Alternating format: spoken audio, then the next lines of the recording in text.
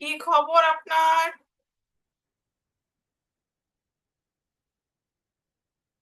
ইমন আহমেদ ভালো আছেন? না। হ্যাঁ ম্যাম, ভালো আছে। আপনি ভালো আছেন? ভালো আছি, বাকিদেরকে আসতে বলেন। জি ম্যাম, ওই সবাইকে বলতেছি, আসতেছে তারা।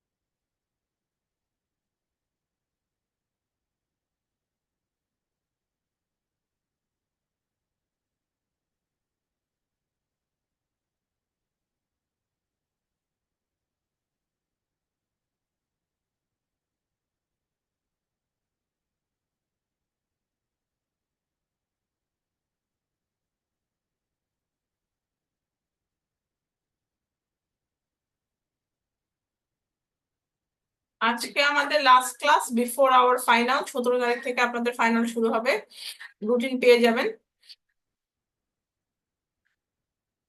ট্র্যাডিশন অ্যান্ড ইন্ডিভিজুয়াল ট্যালেন্ট নিয়ে আজকে একটা ভিডিও দেখে ফেলেন, তারপর আমাদের ছুটি হয়ে যাবে। Okay ma'am.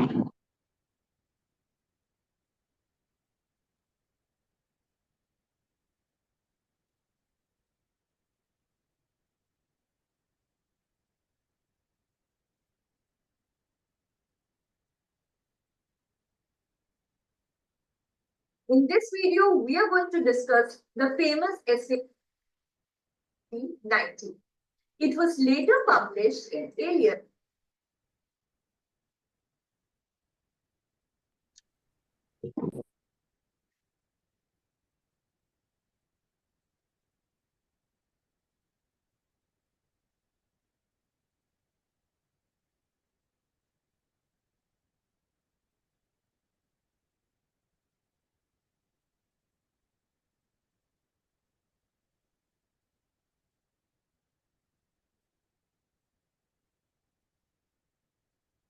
Learning Literature with Purva.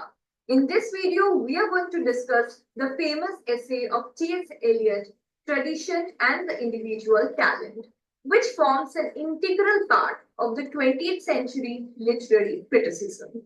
If you haven't yet subscribed to my channel, then do subscribe to it and hit the bell icon so that you never miss an update. The essay Tradition and the Individual Talent was first published in a literary journal called Egoist in 1990. It was later published in Eliot's first book of criticism called The Sacred Wood. T.S. Eliot has himself confessed that he is a classicist in literature, a royalist in politics, and an Anglo-Catholic in religion. In Tradition and the Individual Talent, Eliot discusses his views on poetry and the importance of tradition. The essay is divided into three parts. In the first part, Eliot has discussed the concept of tradition. In the second part, Eliot has discussed the theory of impersonal poetry. And finally, conclusion. Let's first take a look at the concept of tradition. Eliot feels that nowadays people tend to look at the word tradition in a very disapproving way. People tend to praise a poet for those elements in his poems that are filled with newness and that differentiates him from others. According to Eliot, tradition means a historical sense, which compels the poet to write not merely with his own generation in his bones, but to write with the feeling that the whole of past literature of Europe starting from Homer, is within him. This historical sense is what makes the writer traditional, and it is more important than the individual poet. Now, what does historical sense mean? It means that the poet should have a sense of the history of poetry. For example, a 21st century poet, like today's poet, must know about all the great poets and about all the great poems that have been written before him. According to T.S. Eliot, the most valuable parts of a poet's work are those in which the dead poets or his ancestors assert their immortality vigorously. For example, if a 21st century poet writes a poem that has the reflection of Shakespeare or Wordsworth or T.S. Eliot, it will be considered a valuable piece of work. People will say that, wow, this poem has the reflection of Shakespeare. It feels as if Wordsworth has written it. But that does not mean that the poet is copying Wordsworth or Shakespeare. It simply means that the poem has the reflection of Shakespeare's work or Wordsworth's work. It just reminds people of all those great poets of the past. T.S. Eliot believes that there should be a dynamic relationship between the past and present writers. The poet will be judged by standards of the past. For example, if there is a poet today, there is a great poet today, then that poet will always be judged by the standard of poetry written by T.S. Eliot, Wordsworth, Shakespeare, and all other great poets. Therefore, T.S. Eliot feels that the poet must merge his personality with the tradition. Now let's take a look at the second part of the essay, the theory of impersonal poetry. According to Eliot, in order to create a great poem, one should sacrifice oneself. Eliot says that the progress of the artist is a continual self-sacrifice, a continual extinction of personality. This is called depersonalization, a continual process of self-surrender, surrender of the poet's personality to the art and tradition of poetry. Eliot demonstrates this through a chemical reaction. According to Eliot, the mind of the poet is like a catalyst. When a piece of platinum, which is the catalyst, is introduced in a gas chamber containing oxygen and sulfur dioxide, they combine to form sulfuric acid, but the platinum remains unchanged. The mind of the poet is like the catalyst, platinum. The feelings and emotions are oxygen and sulfur dioxide, and the result, sulfuric acid, is the poem. The mind of the poet creates various compounds, but he stays separate from the creation. According to T.S. Eliot, the mind of the poet is a receptacle that can seize and store countless images, pictures, thoughts, feelings, and emotions. It is not the greatness of emotion that matters, but the intensity of the artistic process, the pressure under which the artistic fusion takes place, that matters. T.S. Eliot completely dismisses the romantic theory of self-expression. The experiences of a poet that are important to him as a man do not find much of a place in his poetry. And all those elements in his poetry that are important to him has nothing to do with the personality of the poet. Therefore, T.S. Eliot completely dismisses William Wordsworth's theory. According to T.S. Eliot, poetry is not turning loose of emotion, but it is an escape from emotion. It is not the expression of personality, but rather the escape from personality. Eliot says that the emotion of art is impersonal. It has nothing to do with the personal life of a poet. For example, there are some people who write poems when they are very sad.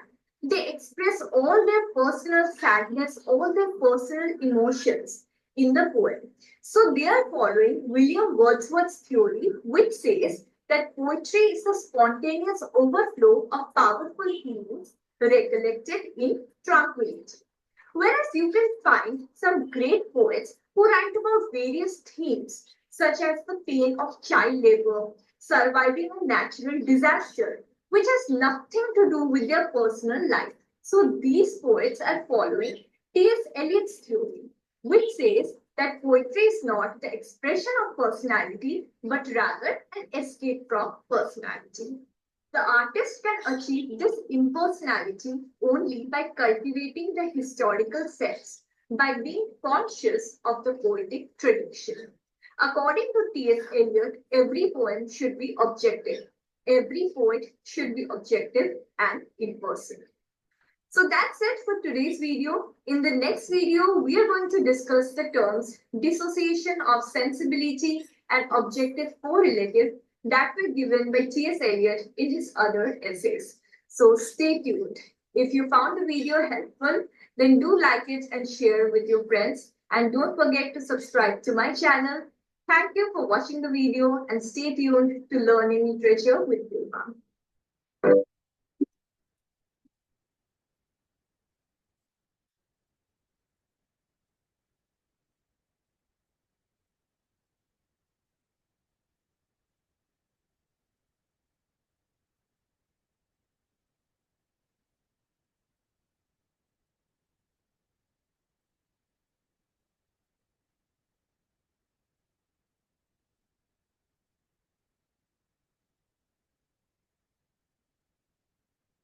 And welcome to my channel. This is Aina Jacket here. আজকে আলোচনা করব T S. এলিয়টের famous essay tradition and the individual talent নিয়ে। এটা হচ্ছে একটা literary criticism এবং এটি ফার্স্ট পাবলিশ করা হয় 1909 এ একটি পিরিয়ডিক্যাল ম্যাগাজিন যার নাম হচ্ছে দ্য ইগোইস্ট এবং পরবর্তীতে 1920 তে টি.এস. এলিয়টের বুক অফ ক্রিটিসিজম যেটা নাম হচ্ছে দ্য সেক্রেট উড এ এটা পুনরায় অ্যাড করা হয়, মানে এটাতে ইনক্লুড করা হয়েছিল আর কি। প্রথমত ম্যাগাজিনে পাবলিশ করা হয়। টি.এস. এলিয়টকে মোটামুটি আমরা কিন্তু পোয়েট হিসেবে জানি, তার কন্ট্রিবিউশনটা পোয়েট্রিতে অনেক বেশি ছিল, কিন্তু লিটারারি ক্রিটিসিজমে তার অবদানও কম ছিল না। তার এই ডুয়াল রোলের কারণে স্যার ফিলিপ সিডনি এবং স্যামুয়েল টেলর কলিন্সের সাথে তাকে কম্পেয়ার করা হয়, কারণ তারাও টি.এস. এলিয়টের মতো ছিলেন, দুই জায়গায় তাদের কন্ট্রিবিউশন ছিল। Tradition and the individual talent T S. এলিয়টের খুবই ওয়েল নোন একটা ওয়ার্ড ছিল এবং এটার মধ্যে দিয়ে কিন্তু তিনি লিটারারি ক্রিটিসিজমের অনেক গ্রেট ইনফ্লুয়েন্সও রেখেছেন। এখানে মূলত তিনি পোয়েট এবং লিটারারি ট্রেডিশনের মধ্যে রিলেশনটা দেখাতে চেয়েছেন। এছাড়া তিনি কি করেছেন, এই এসের মধ্য দিয়ে লিটারারি ক্রিটিসিজমে অথবা আমরা বলতে পারি রোমান্টিক পোয়েটদের যে ধারণা ছিল যে poetry is an expression of the personality of the poet, এই যে ধারণা ছিল তাদের, এটাকে অ্যাটাক করতে চেয়েছিল। রোমান্টিক পোয়েটরা বলতো কি, পোয়েটের যে পার্সোনালিটি রয়েছে সেটার বহিঃপ্রকাশ পায় পোয়েমের মধ্য দিয়ে, কিন্তু আমাদের রাইটার টি.এস. এলিয়ট এই জিনিসটাকে বিশ্বাস করতে রাজি হননি এবং তিনি বিভিন্নভাবে যৌক্তিকতা দেখানোর চেষ্টা করেন তার কথা, এবং তিনি আমাদেরকে ট্রেডিশনের সাথে একজন পোয়েটের যে রিলেশনটা ওই জিনিসটা দেখানোর চেষ্টা করেন। এখন ট্রেডিশন জিনিসটা কি? ট্রেডিশন মানে হচ্ছে ঐতিহ্যকে বোঝানো হয়, আর এখানে ট্রেডিশন বলতে বোঝানো হয়েছে আগেকার পোয়েটদের ওয়ার্ড গুলাকে বোঝানো হয় ট্রেডিশন হিসেবে। এবং তিনি বিভিন্নভাবে এটার যে আসলে এটা কতটা ইম্পর্টেন্ট একজন পোয়েটের জন্য, বর্তমান সময়ের পোয়েটের জন্য, ওইটা বোঝানোর চেষ্টা করেছিলেন। এবং তাই তিনি দেখা যাচ্ছে কি তার এই অ্যাসেটাকে 3টা পার্টে বিভক্ত করেছেন বিভিন্নভাবে বোঝানোর জন্য, যৌক্তিকতা দেখানোর জন্য। ফার্স্ট পার্টে তিনি মূলত কনসেপ্ট অফ ট্রেডিশন নিয়ে বলেছেন, মানে আসলে ট্রেডিশনের কনসেপ্টটা কি।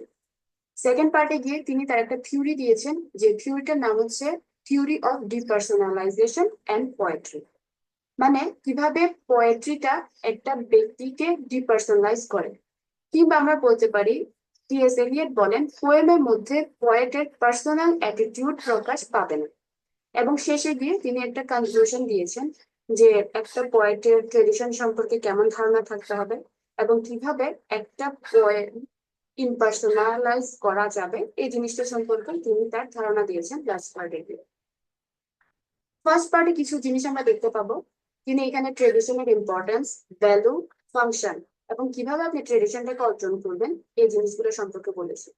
মানে আগেকার রাইটারদের ওয়ার্ক গুলা কি ছিল এবং ওয়ার্ক গুলা আপনার বর্তমান জীবনে কি কাজে আসবে। আপনার বলতে এখানে আমি পোয়েটদের কথা বলছি, আমাদের কাজে তো কিছুই আসবে না। এবং কিভাবে এই জিনিসগুলোকে আমরা অর্জন করতে পারি ওই জিনিসটার কথা বলেন। এবং সেকেন্ড পার্টে তিনি যে থিওরিটার কথা বলেছেন ডিপার্সোনালাইজেশন, এটাকে বোঝানোর জন্য তিনি কিছু প্রসেসের মধ্য দিয়ে গিয়েছেন। প্রথমে তিনি পয়েটিক প্রসেস বলেছেন, মানে একটা পোয়েম কেমন হওয়া উচিত। এরপর তিনি অ্যানালজি অফ ক্যাটালিস্ট নামক একটা থিওরির কথা বলেন। এরপর ইমোশনস এবং ফিলিংস এর কথা বলেন পোয়েটের। এরপর শেষ পর্যন্ত গিয়ে সবকিছু বোঝানোর পর তিনি বোঝান যে কিভাবে একজন পোয়েট তার নিজের পার্সোনালিটিটাকে ডিপার্সোনালাইজেশনে নিয়ে যাবে। তাহলে শুরু করি। যখন টি.এস. এলিয়ট এই লেখাটা লিখছিলেন তখন ট্রেডিশন জিনিসটাকে খুব একটা ফেভারেবল হিসেবে চিন্তা করা হতো না। ইংলিশ পোয়েটরা ট্রেডিশনটাকে ক্রিটিসাইজ বলে মনে করতো এবং তারা কোনো প্রকার ক্রিটিসাইজিং জিনিস তাদের লেখার মধ্যে রাখতে চাইতো না। তাই ট্রেডিশনটাকে অনেক বেশি ইগনোর করা হচ্ছিল। কিন্তু ফ্রেঞ্চ রাইটাররা এই জিনিসটা করতো না। তারা কি করতো, আগেকার যেসব রাইটার রয়েছে মানে ক্রিটিসিজমে, সমালোচনায় অনেক বেশি প্রাধান্য দিত। আমাদের ইংলিশ পোয়েটরা সেই জিনিসটা করতো না। এবং ফ্রেঞ্চ রাইটারদের এই গুণের কারণে কি টি.এস. এলিয়ট তাদের প্রশংসা করেছেন। এখন তিনি বলছেন যে ইংলিশ পোয়েটরা যখন কোনো পোয়েম লিখত তখন দেখা যেত কি পোয়েমের শুধুমাত্র ইউনিকনেসটারই প্রশংসা করা হতো। কিভাবে সে পোয়েটটা তার কন্টেম্পোরারি বলেন কিংবা তার ট্রেডিশনাল পোয়েট বা তার অ্যানচেস্টর যেসব পোয়েট রয়েছে তাদের থেকে কিভাবে ডিফারেন্ট লিখেছে ওই জিনিসটা খোঁজা হতো। এবং তারা কি করতো, সেই জিনিসগুলোকে সেপারেট করতো যাতে করে তারা জিনিসগুলোকে এনজয় করতে পারে। এবং ট্রেডিশনাল জিনিসগুলোর কোনো পাত্তাই দিত না এবং তাদের ট্রেডিশনাল জিনিসগুলো তাদের লেখার মধ্যে আনাটাকেও ক্রিটিসাইজিং মনে করতো। এখন টি.এস. এলিয়ট বলছে তারা আসলে ট্রেডিশনের যে ইম্পর্টেন্স রয়েছে ওই জিনিসটা বুঝতে তারা কি করেছে, ফেল হয়েছে। তারা আসলে বুঝতে পারছে না ট্রেডিশনটা কতটা ইম্পর্টেন্ট। যদি কোনো পোয়েট তার লেখার মধ্যে ট্রেডিশনটাকে প্রকাশ করে, ফুটিয়ে তুলে, তাহলে তার কাজটা আরো বেশি কি হবে, সুন্দর করে সে ফুটিয়ে তুলতে পারবে, তার কাজটা আরো বেস্ট করে তুলতে পারবে ট্রেডিশনের মধ্য দিয়ে। এবং ট্রেডিশন তিনি এটা বলছেন না যে আপনি জাস্ট ব্লাইন্ডলি ট্রেডিশনটাকে ফলো করবেন। এখানে তিনি ট্রেডিশনটাকে ফলো করার মানে বোঝাতে চেয়েছেন আপনি ট্রেডিশনের যে টেকনিক্স রয়েছে বা আগেকার পোয়েটরা যে টেকনিক গুলো ইউজ করেছে, যে মেথড গুলো ব্যবহার করেছে, আপনি সেই মেথড গুলো কিভাবে সাকসেসফুলি আপনার পোয়েমের মধ্যে ইউজ করবেন সেটা কথা বলা হচ্ছে। কিন্তু আপনি জাস্ট কপি করতে পারবেন না, তাহলে দেখা যাবে সবার লেখা একই হয়ে যাবে। তো তিনি বলছেন যে আসলে ট্রেডিশনের ইম্পর্টেন্সটা অনেক বেশি। কেউ যদি বায়াসড না হয়ে জিনিসগুলোকে একটু জাজ করে তখন সে দেখবে কোনো পোয়েট যদি নিজে নিজে কোনো কিছু লিখতে চেষ্টা করে তাহলে তার লেখার মধ্যে বেস্ট জিনিসটা আসবে না, মানুষ সেই জিনিসটাকে এনজয় করবে না। কিন্তু সে যদি তার অ্যাডজাস্টার্স কিংবা ডেপ পয়েন্টসদের জিনিসগুলাকে সুন্দর করে তার লেখার মধ্য দিয়ে ফুটে তোলে এবং তার লেখার মধ্যে অ্যাডজাস্টার্সদের ওয়ার্ক গুলাকে তুলে ধরতে পারে তাহলে তার কাজটা কি হবে, বেস্ট হবে এবং সে তার মনোভাবটাও সুন্দর করে ফুটিয়ে তুলতে পারবে। মানে তিনি ট্রেডিশনের ইম্পর্টেন্সটা বোঝানোর চেষ্টা করছেন যে আসলে ট্রেডিশনটা কতটা ইম্পর্টেন্ট। এখন তিনি বারবার কিন্তু এই জিনিসটা আমাদেরকে বলবেন যে ট্রেডিশন এবং ইন্ডিভিজুয়াল ট্যালেন্ট কখনো সেপারেট জিনিস না, বরং এগুলো ইনসেপারেবল জিনিস। এবং ট্রেডিশনটা একটা ব্যক্তিকে ডেভেলপ করতে, তার নলেজকে ইনক্রিজ করতে অনেক বেশি গুরুত্বপূর্ণ ভূমিকা পালন করে। সো আপনি ট্রেডিশন ছাড়া কখনোই চলতে পারবেন না, একটা পোয়েট কখনো সাকসেসফুল পোয়েট হতে পারবেন না। তার কারণ হচ্ছে ট্রেডিশনের যে বর্ডারটা রয়েছে সেটা অনেক বেশি ওয়াইড এবং এর বিস্তার অনেক বেশি। এটা শুধুমাত্র দেখা যায় কি আপনাকে আগেকার নলেজ দিবে তা না, কারণ ট্রেডিশন সময়ের সাথে সাথে কিন্তু চেঞ্জ হতে থাকে। এটা বিস্তারটা আরো বাড়তে থাকে, এটা শার্প হতে থাকে, গ্রেড থেকে গ্রেড হতে থাকে। তার মানে আপনাকে শুধু পুরোনো জিনিস জানাবে তা কিন্তু না, এটাই বোঝানো হচ্ছে। এরপর তিনি বলছেন যে একটা রাইটার ধরেন কোনোভাবে ট্রেডিশনটাকে কিভাবে অর্জন করবে এ সম্পর্কে তিনি বলেন। ট্রেডিশনটাকে অর্জন করার জন্য একটা রাইটারকে কি করতে হবে, হোমার থেকে শুরু করে তার কন্টেম্পোরারি রাইটার যারা রয়েছে সবাইকে স্টাডি করতে হবে। তা না হলে কিন্তু লসটা ওই পোয়েটের হবে। যেমন ধরেন একটা পোয়েট কি করে একটা কবিতা লিখবে, কিন্তু দেখা গেল কি আগের কোনো রাইটার সেটা নিয়ে অলরেডি লিখে ফেলেছে কিংবা তার কন্টেম্পোরারি কোনো রাইটার সেটা নিয়ে অলরেডি কি করেছে, তার ওয়ার্ক রয়েছে। এতে করে আপনার ওয়ার্কটা বৃথা চলে যাবে। তাই বলছে এটাতে আপনার নিজেরই লাভ হবে। তাই হোমার থেকে শুরু করে তার নিজের সময় পর্যন্ত যতগুলো ওয়ার্ক হয়েছে সবগুলো নিয়ে সে কি করবে, আলোচনা করবে, সেগুলো নিয়ে স্টাডি করবে। এতে করে লাভটা তার নিজেরই হবে। তিনি কিন্তু বারবার বলছেন যে ট্রেডিশন এবং পার্সনের মধ্যে কোনো ডিফারেন্স নেই, তারা খুবই ইনসেপারেবল একটা জিনিস। এবং ট্রেডিশনটাকে ইউজ করে একটা পোয়েট নিজের ওয়ার্কের ভ্যালুটা বুঝতে থাকে। সে নিজের ওয়ার্কটাকে কম্পেয়ার করতে পারবে যে আসলে তার বর্তমান অবস্থাটা কতটুকু, তার স্ট্যান্ডার্ডটা কতটুকু। এখন রাইটার বলছেন যে মানে এতক্ষণ তো ইম্পর্টেন্সটা বোঝাচ্ছেন যে আসলে ট্রেডিশনের ইম্পর্টেন্সটা কতটুকু। এখন তিনি বলছেন যে ট্রেডিশনের ফাংশনটা কি, ট্রেডিশন কি কাজ করে তার পোয়েটের পোয়েট্রিতে। যখন কোনো আর্টিস্ট বা পোয়েট নিজের কাজকে জাজ করতে যাবে তখন সে ইজিলি কি করতে পারে, ট্রেডিশনাল ওয়ার্ক গুলাকে দেখতে পারে। দেখার মধ্য দিয়ে সে নিজের কাজকে, সে ট্রেডিশনাল যে রাইটার রয়েছে তার কাজের মধ্যে কম্পেয়ার করবে। তখন সে বুঝতে পারবে আসলে তার লেখায় প্রবলেমস কোথায় ছিল, তার লেখাটা আসলে ঠিকভাবে এনজয় করা হবে কিনা বা মানুষ সেই জিনিসটাকে একসেপ্ট করবে কিনা, এই জিনিসটা সে বুঝতে পারবে। টি.এস. এলিয়ট বলছেন ট্রেডিশন হচ্ছে ডাইনামিক ওয়ার্ড। ট্রেডিশন কোনো ফিক্সড এবং স্টেটিক কোনো কিছু না, এটা কনস্ট্যান্টলি চেঞ্জ হতে থাকে, এটা গ্রো হতে থাকে। একটা রাইটার শুধুমাত্র ট্রেডিশন পড়ে যে পাস্ট সম্পর্কে জানবে তা কিন্তু না, সে প্রেজেন্টের অনেক গাইডলাইনও পাবে এবং নিজের ওয়ার্ককে সুন্দর করে মডিফাইও করতে পারবে সে ট্রেডিশনটা জানার মধ্য দিয়ে। এখন পোয়েট বলছেন যে একটা রাইটার কখনো ট্রেডিশনটাকে নিজের ওয়ার্ক গুড নাকি ব্যাড এটা ঠিক করার জন্য পড়বে না, বরং সে কি করতে পারবে, ট্রেডিশনটা জানার মধ্য দিয়ে সে নিজের যে নতুন ওয়ার্ক করছে অথবা আর্টের যে নিউ নিউ ওয়ার্ক হচ্ছে সেটার নতুন নতুন ব্যাপারগুলো সে জানতে পারবে। আসলে আগেকার সময় কেমন ছিল, এখন নতুন ওয়ার্ক গুলো কেমন হচ্ছে, নতুনত্ব কি আসছে, এই জিনিসগুলো সে জানতে পারবে। নিজের ওয়ার্কটাকে কম্পেয়ার করতে পারবে এবং তার লেখায় কি কমতি ছিল এই জিনিসটা সে বুঝতে পারবে। এটা তিনি বোঝাচ্ছেন আর কি আসলে ট্রেডিশনের ফাংশনটা কি, কম্পেয়ার করার ক্ষেত্রে ট্রেডিশনটাকে ইউজ করা যেতে পারে। এবং এছাড়া তিনি বলছেন কি ট্রেডিশনের মধ্য দিয়ে একজন রাইটার তার নিজের লেখার কিন্তু ম্যাটেরিয়ালটা খুঁজে পেতে পারে। যেমন ধরেন কোন একটা রাইটার একটা টপিকে লিখতে যাচ্ছে এবং আগেকার সময়ের রাইটার সেটা নিয়ে অলরেডি লিখে ফেলেছে, তো তিনি কি করতে পারেন, সেটা থেকে আইডিয়া নিতে পারেন এবং বর্তমান যুগের সাথে সেই জিনিসটাকে ম্যাচ রেখে নতুন করে সেই জিনিসটাকে লিখতে পারেন, মানে যুগোপযোগী করে। অনেকটা আমরা বলতে পারি রিমেক ফিল্ম যেগুলো হচ্ছে ওই টাইপের মতো। অক্ষয় কুমার যেমন করছে বর্তমান সময়ে, আগেকার সিনেমাগুলোকে এখনকার সময়ের করে বিভিন্ন ভাবে স্ট্যান্ডার্ডে তুলে এনে ফিল্ম করছে। পোয়েট এখানে ওই জিনিসটার কথা বলছে যে চাইলে কি করতে পারে, অনেক আইডিয়াস পেতে পারে এবং যুগোপযোগী করে সেই লেখাগুলোকে তুলে ধরতে পারে। এরপর রাইটার গিয়ে আমাদেরকে বলছেন যেটি একটা মানুষের পক্ষে কিন্তু সবকিছু পড়ে ফেলা একসাথে সম্ভব নয়, মানুষ কিন্তু এতটাই কাবিল না। তো এখন তিনি বলছেন যে এক একজনের ক্যাপাসিটিও কিন্তু এক এক রকম। আর মানুষ যে সব বই পড়ে জ্ঞান অর্জন করতে পারবে এমনও সক্ষমতা মানুষের মধ্যে এখনো আসেনি, অনেক ওয়ার্ক হয়ে গিয়েছে। তাই পয়েন্ট বলছেন আপনি কি করবেন, যেটুকু আপনার ক্যাপাসিটি রয়েছে ওইটুকুর মধ্যেই আপনি আপনার নলেজটা অর্জন করবেন। আর যে ফিল্ডে কাজ করছেন অবশ্যই সেই ফিল্ডের জ্ঞানটা নিয়ে নেবেন, এটাও বলছেন। এরপর পয়েন্ট বলছে শুধুমাত্র যে ভালো রাইটারদেরকে পড়বেন তা কিন্তু না, খারাপ ভালো সবাইকেই পড়বেন। কারণ যার ব্রিটিশ নলেজ রয়েছে তার মানে এই না যে সে ভালো পোয়েট হতে পারবে, আবার যে অনেক বেশি উইক বা যার পড়াশোনা অত বেশি ছিল না তার মানে এই না যে তার নলেজ খুব কম। মানুষ দেখা যাচ্ছে কি সময়ের সাথে সাথে অনেক নলেজ অর্জন করতে পারে, রিয়েল নলেজ গুলো অর্জন করতে পারে। তো আপনি কি করবেন, যতটুকু আপনার সাধ্য রয়েছে সেটার মধ্যে আপনি জ্ঞান অর্জন করার চেষ্টা করবেন। শুধুমাত্র যে বই পড়ে জ্ঞান অর্জন করবেন বা সবাইকে পড়ে ফেলবেন একসাথে এরকম কখনো সম্ভব না, আপনার ধারণ ক্ষমতা অনুযায়ী আপনি পড়বেন। এখন তিনি শেক্সপিয়ারের উদাহরণ দিচ্ছেন। আমরা সবাই জানি শেক্সপিয়ার কিন্তু হাইলি এডুকেটেড ছিলেন না এবং তিনি যে লিখতেন লেখাটা কিন্তু তার যে একদম প্যাশন ছিল এমনও না। তিনি শুধুমাত্র নিজে টিকে থাকার জন্য, ইনকামের জন্য এরকম একটা অনেকটা বিজনেস ছিল লেখাটা তার। তো তার বেস তো খুবই উইক ছিল, তাই তিনি কি করলেন, প্লুটার্স নামক একজন রাইটার রয়েছে, তার একটা বই থেকে তিনি রোমান হিস্ট্রি সম্পর্কে সবকিছুই জ্ঞান অর্জন করেছিলেন। সে বইয়ের মধ্যে এত বেশি ইনফরমেশন ছিল যে ব্রিটিশ মিউজিয়ামের মধ্যে কিন্তু এত ইনফরমেশন পাওয়া যায় না।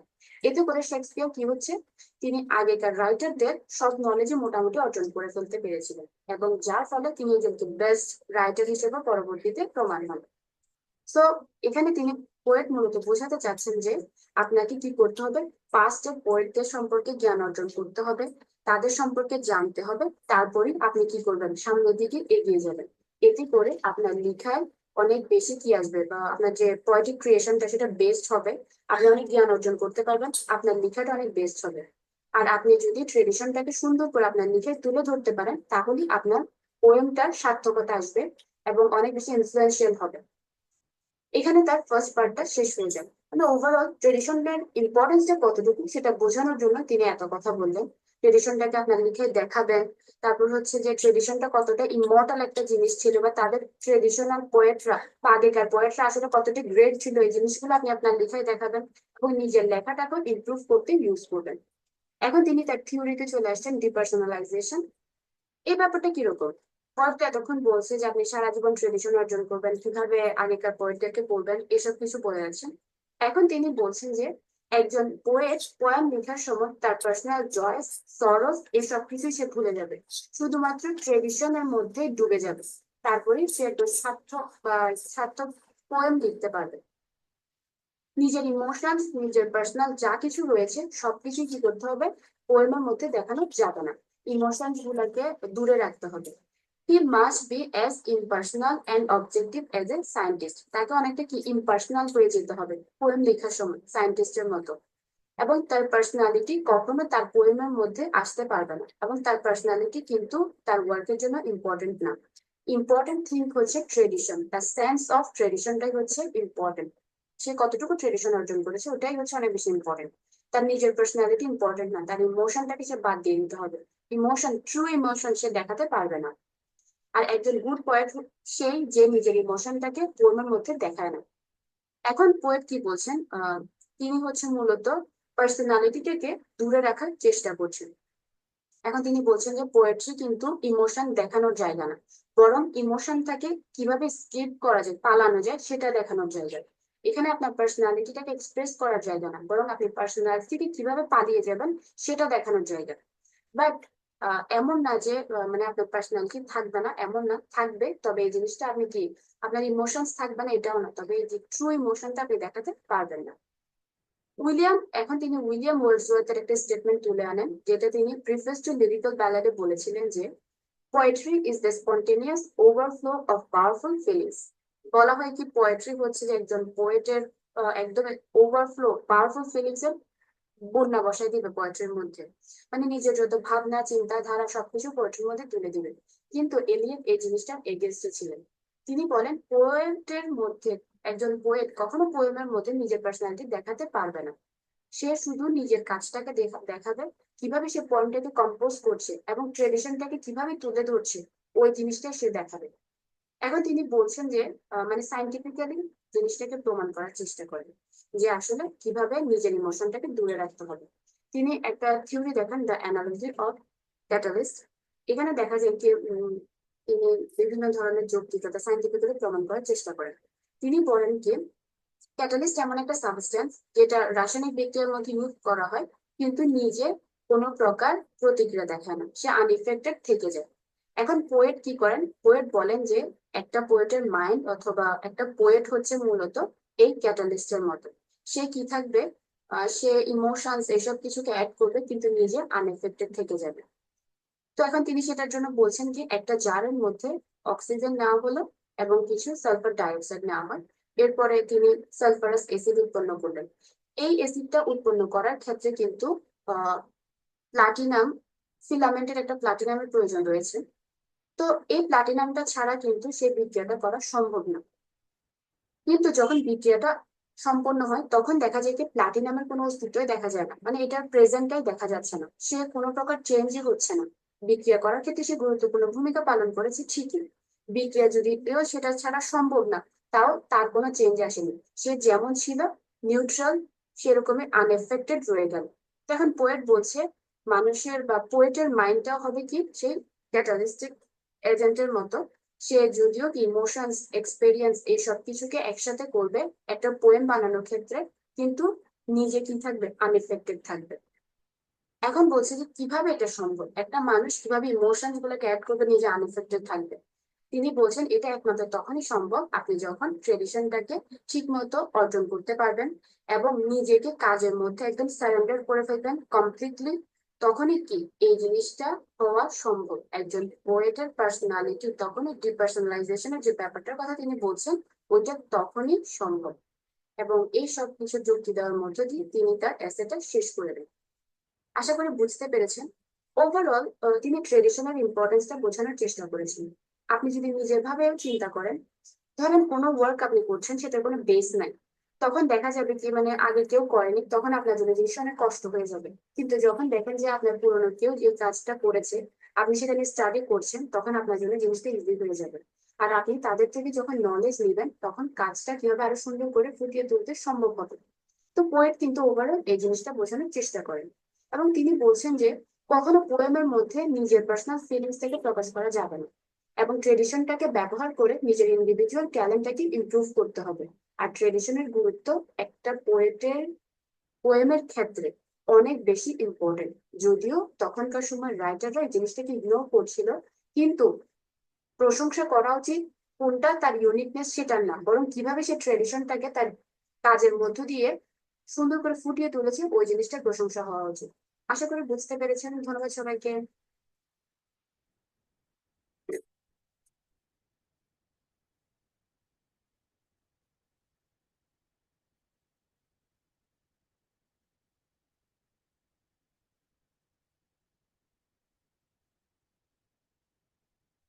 दोस्तों आज की इस वीडियो में हम लोग डिस्कस करेंगे मॉडर्न लिटरेरी क्रिटिक और पोएट।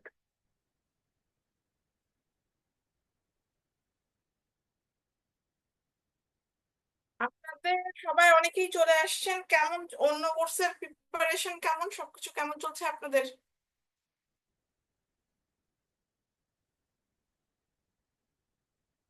আপনাদের সবার দিনকাল কেমন চলছে?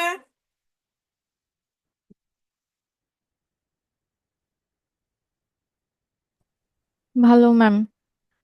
আপনাদের পরীক্ষা 17 তারিখ থেকে শুরু, প্রিপারেশন কেমন?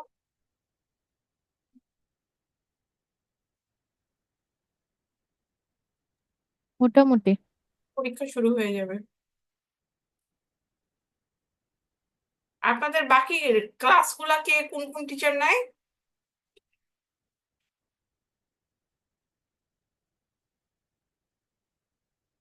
কারা নিচ্ছে?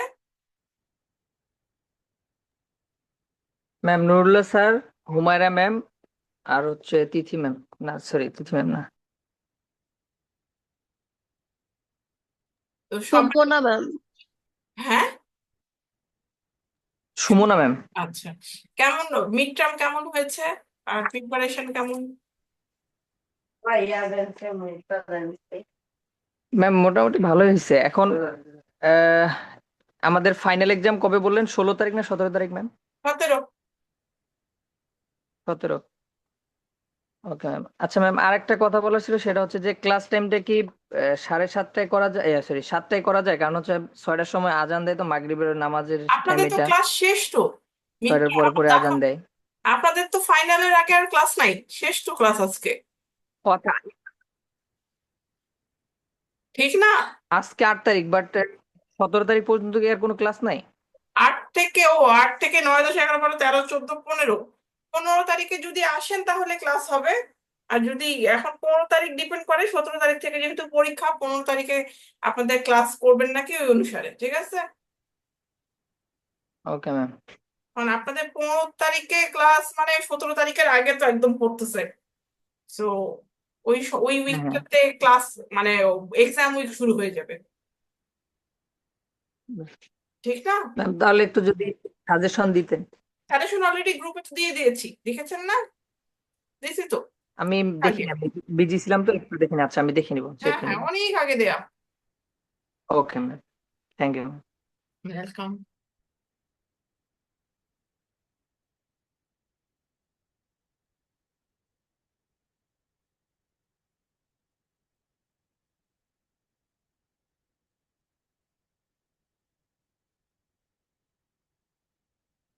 এর পরের উইকে যদি আপনাদের মনে হয় যে কোনো সমস্যা আছে, ডেফিনেটলি আসিয়েন, ঠিক আছে?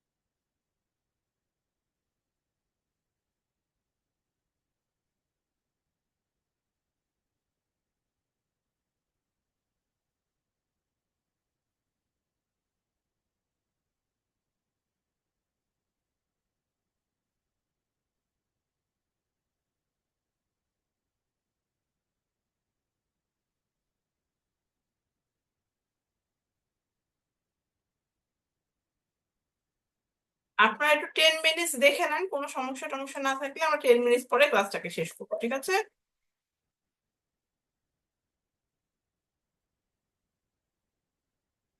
আপনাদের অন্য ক্লাসগুলো কত সময় হয়? 40 মিনিটস, 50 মিনিটস?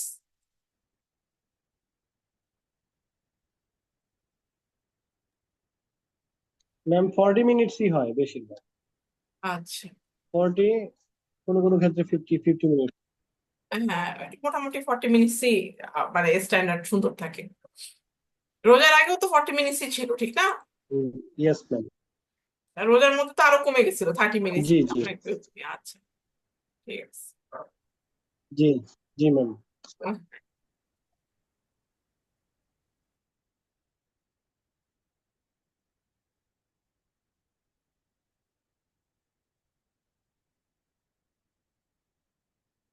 হোপফুলি আশা করতেছি কোনো সমস্যা নাই, তাহলে আপনারা সুন্দর করে পড়ে ফেলেন। আর যদি কোনো সমস্যা থাকে মঙ্গলবারে আসা হবে, ঠিক আছে? আপনাদের এখন মঙ্গলবারের দিকে তো আপনাদের পরীক্ষা 17 তারিখ থেকে, তো আপনাদের প্রিপারেশন টাইম থাকবে। যদি মনে হয় যে লাগবে তাহলে অবভিয়াসলি আমরা ক্লাসটা নিয়ে নিব, ঠিক আছে? ম্যাম এক্সামের আগে কি আমাদের ই লার্নিং এ আর কোনো টাস্ক থাকবে? ই লার্নিং এ আপনাদের অ্যাসাইনমেন্ট তো আপনারা দিচ্ছেন, ঠিক না? জি ম্যাম, আপনার লাস্ট মার্চের পর্যন্ত ডেট ছিল, ওটা ডান হয়ে গেছে। আচ্ছা, আপনাদের ম্যাম পাঁচ- এই ইলেকট্রিক এর টাস্ক গুলোকে প্রিভিয়াস গুলো কি এখন ওপেন করে দেওয়া পসিবল? না, কোনো কিছু পসিবল না, কারণ এগুলা করতে আমার পুরো ½ অ্যান আওয়ারেরও বা 1 ঘন্টার মতো লাগবে। এত কিছু টাইম, ওখানে অনেক কাজ করতে হয়। আমার এই একটু জন্য। আমার একটু রিকোয়েস্ট ছিল, কারণ হচ্ছে আমি রমজান মাসে ফার্স্ট রমজান থেকে আমি ঈদ পর্যন্ত হচ্ছে আমি বিজি থাকি, তো আমাদের যে শোরুমে বিজি থাকি। সো আমি এই টাইমটাতে আমি কোনো কিছু দিতে পারি নাই কোনো কোর্সেরই। এগুলো তো যদি ওপেন একটু করা দিতেন নিয়ে আমার একটু পসিবল হেল্প। না, প্রত্যেকটা আমি 1 মাস করে টাইম দিছি। এই জন্যই আমি বারবার ওখানে গ্রুপে বারবার দিছি যে আপনারা দিতে থাকেন। বুঝতে পারছি। 1 মাস মানে এটা বাট অনেক হচ্ছে টাইম, আমরা যে হিউজ টাইম। অনেক সময় দিচ্ছি আমি অ্যাসাইনমেন্ট, কুইজও তো আপনারা 2টা দিয়ে দিচ্ছেন। আপনাদের মনে হয় এখন আর কোনো কিছু নাই, সম্পূর্ণভাবেই সম্পূর্ণ শেষ। এইবার এই উইকটাতে একটু দেখে নেন যে আর কোনো কিছু আছে নাকি, ঠিক আছে? আমরা তো ওকে উইক ম্যাম। ভালো, হ্যাঁ, একটু দেখে নেন। ই লার্নিং এ একটু দেখে নিয়েন যে আর কিছু আছে নাকি, বিশেষ করে এই উইকটা, মানে 7 তারিখ থেকে যে উইকটা শুরু হলো, ঠিক আছে?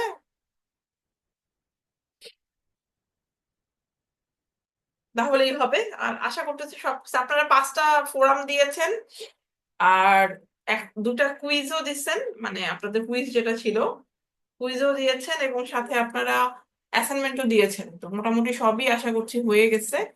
তারপরে জাস্ট এই উইকটা একটু দেখে নিয়েন, ই লার্নিংটা ওপেন এখনই করে সবাই দেখে নেন। ওকে, আমার মনে হয় আর কোনো সমস্যা থাকবে না, সুন্দরভাবে হয়ে গেছে কোর্স। আর কোনো সমস্যা থাকলে definitely we are going to have a class on Tuesday at the same time, that is 6 PM। তো সবাইকে তাহলে বেস্ট উইশ, ভালো থাকেন সবাই।